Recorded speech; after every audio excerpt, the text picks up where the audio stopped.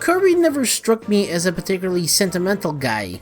He makes friends easily and embarks on the next world-spanning conquest easier said than done. In comparison, Return to Dreamland practically drowns in sentiment, even before this latest Deluxe re-release. It returns Kirby not only to Dreamland, but to a typical style of Kirby game. Return to Dreamland may in fact be the de facto Kirby game. It contains everything that makes Kirby games what they are, and then some. It takes a sentimental look back on what makes Kirby tick, demonstrating the strength of this series as a whole. But the context matters here. In the years preceding Return to Dreamland, typical Kirby adventures became the exception rather than the rule. In a way then, Return to Dreamland re-centers Kirby on what Kirby does best, which is arguably being a two-dimensional platformer stuffed to the brim with uniquely Kirby mechanics. Return to Dreamland grounds the series back on its fundamental ideas. While it most closely resembles Kirby's second game, Kirby's Adventure, in terms of structure, it borrows a little bit of everything that makes Kirby fun. Kirby floats and sucks up enemies like he's been able to do from the beginning. I mean, he did that in the first Game Boy game, so what can you say? He gains access to select enemy abilities upon consuming them as established from the second game onwards, and further fleshes out his arsenal with surprisingly intricate movesets in line with Kirby's Superstar. These aspects when combined form, in my mind at least, the definitive Kirby experience.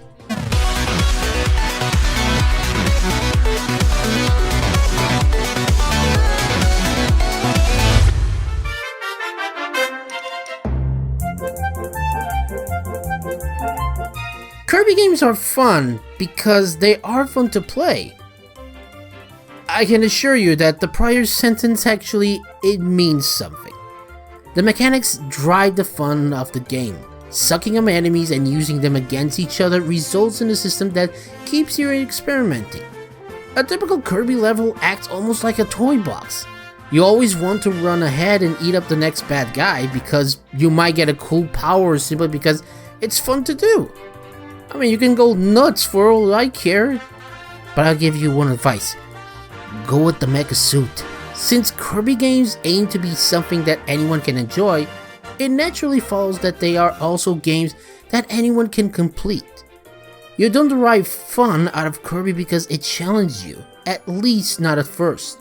Instead, they follow what I call a perfect circle theory of design. Anyone can draw a circle, but it's much harder to draw a perfect circle. Similarly, anyone can finish a Kirby game, but it's much harder to complete them 100%. And believe me, I only did 100% of the main story. I'm not gonna do the rest, okay? Return to Dreamland does not stray from this formula. The primary way it poses a challenge is with its energy sphere collectibles. Basically, each level contains a bunch of collectibles that are hidden both in plain sight and behind various secret challenges. On one level, I think these collectibles work great. They often force you to think outside the box for how Kirby's powers can be used, while also being totally ignorable if you just want to mess around. I mean, it's a freaking toy box. Well, I care. If you do set your mind towards collecting them all, however, they come with a likely unintended consequence. These energy spheres set your expectations for each level in a strange way. If you take each level at face value, they all offer new ideas and have their own identity. Yet, if you're paying attention to the collectibles, it also becomes apparent that in some ways, they are all extremely similar. As you collect these spheres, the level structure and pacing becomes obvious. Their distribution follows certain patterns where once you play through a world or two, you generally know what to expect for the entire rest of the game. It makes the game feel more predictable and samey than it really should. It may be a stretch to say that it's some fatal flaw that the levels all generally follow the same pacing and structure. I'm not confident it would have even bothered me if the game didn't tell me ahead of time how many spheres were in each level and keep their presence on the screen at virtually every single time. I do notice it, I can see the bar up there, okay? You can tell me if there's 3, 4, or 5. But it's hard not to find the game uncomfortably complacent in this regard. In a game that relies on recapturing a formula, this is one area where it may in fact be too formulaic. Formula serves as returns to Dreamland's greatest strength and weakness. If you devote your life to studying Kirbyology, nothing Return to Dreamland sucks up and spits out will surprise you. You'll recognize many of the enemies, powers, and even bonus content from prior games. But that's not necessarily a bad thing. Return to Dreamland understands the core fun of Kirby and executes it extremely well. The game looks great, feels great, and has more than enough content to keep you busy. Even if you complete the normal mode, the game pushes you further with an extra hard difficulty, as well as boss challenges. It even offers a multiplayer mode, which complements the generally laid-back platform design of Kirby well. Okay, this game you can play with 4 people in the same screen. Why can't we play 4 people from different, I don't know, houses? I mean, each one could be a specific character, or we could have 4 Kirbys. But why not in a game like this? I mean, can't you just add the connection, the source, or the code to do that? So why not this game, Nintendo? Are you gonna make an excuse or something about that? That's what I thought. If Kirby's Return to Dreamland Deluxe only offered the original game, it would stand as a strong example of the power of sentiment. The people who made it clearly love and appreciate the strength Kirby brings to games.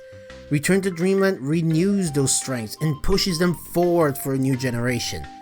That's partially what makes this Deluxe Edition interesting. It returns to a return, further enhancing the strengths of these sentiments. In part, this Deluxe version functions as a simple remaster of a 12-year-old game, but saying simple remaster might understand things. Return to Dreamland Deluxe refreshes the game on both an audio and visual level. While most of the soundtrack from the original carries over intact, it has been remastered with higher sound quality and minor alterations to the compositions. Graphically, the art style has been touched with the biggest change being the addition of thick outlines around the characters. While this change likely exists to accommodate the multiplayer mode more than anything else, it adds a striking quality to the visuals that the prior version of the game lacked. As the Deluxe implies, this new release also adds content rather than just messing with what already exists. Here, the primary editions consist of dedicated minigame collection mode, Merry Megaland, and a Megalore epilogue mode, with a new playable character and story. Plenty of Megalore for all of the Mego heads out there. I'm watching you. You're a Megalore fan. I know you are. Merry Megaland immediately entitled me. Minigames are a time-honored tradition in Kirby games, and Merry Megaland pays special tribute to this heritage. It offers a selection of faithfully recreated minigames from across the series, as well as a few new ones. Kirby minigames tend to strike an interesting balance between simple ideas and surprising depth, especially in the context of multiplayer, and Merry Megaland brings some of the best back from the grave. Kirby 64 originated my favorite Kirby minigames, so I was especially happy to see the checkerboard chase game from 64 made the cut. Basically, you create lines of dropping blocks and try to catch other players in your line of fire to drop them into the abyss. It asks players to balance attacking others and avoiding attacks, while incentivizing them to get up close to give them less time to react. It's a perfect game of risk and reward. This new version further expands upon the game by offering a high-speed mode, which further adds to the hectic nature. I got way into playing these games in part because they are fun, in part because they come with great rewards for playing. As you play, you can complete specific missions, which gives you stamps that unlock masks for Kirby and friends to wear both in Megaland and in the main game as well. These masks truly dig throughout Kirby's past adventures and give visual representation to just about every notable character in the franchise. They celebrate Kirby's legacy in a cool and fun way. And even some masks have their own voice lines as well. It seems exceedingly fitting for a game all about recapturing Kirby's core appeal to go back and give special attention to Kirby's minigame legacy as well. Not every game gets substantive additions, but they are all generally well made. When the minigames do take advantage of the new technology, it integrates them in interesting ways. The idea of turning the Samurai Kirby minigame into a pseudo battle royale is a particularly inspired touch. Although I spent an excessive amount of time in Merry Magoland, I suspect that the new Magolor epilogue will be the main draw for returning players. I don't know who clamored for a deeper dive into what is in all likelihood to the worst day in Magolor's life, but I'm glad they spared the thought for him regardless. Magolor's epilogue mode may be my favorite aspect of the game.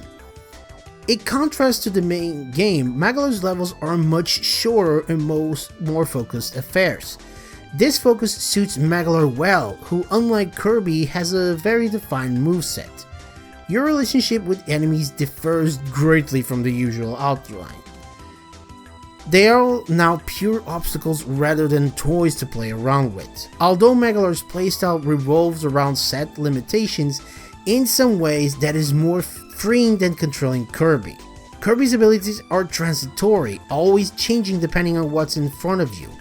With Magolor, you steadily build up an arsenal of attacks and movement abilities. By the time you reach the end, you feel extremely powerful, at least until the end boss humbles you a bit. My name is Jeff.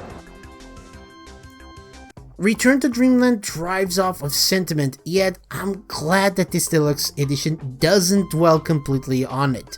With the Magolor Epic in particular, it repurposes the old to create something that treats some new territory. This mode contrasts with the Kirby you know in interesting ways. When you return to Return, you risk drowning in sentiment to the detriment of the experience. Instead, Return to Dreamland Deluxe skillfully channels in sentiments to refresh Kirby's legacy and adds something new on top of it. It is perhaps the most Kirby game to ever Kirby, and there's nothing wrong with that. And you may want to put the strawberry in that. But if you're not a fan of this, and you want to go into a little bit more, put it this way, a more 3D-ish game, you can check my review on Kirby and the Forgotten Land for the Switch to see if your appetite for adventure is more, well, if you want to have more adventure and you want to have more free. Familia. So, without that said, my name is Mega J, and I'll see you guys on the next video. Till then, see ya!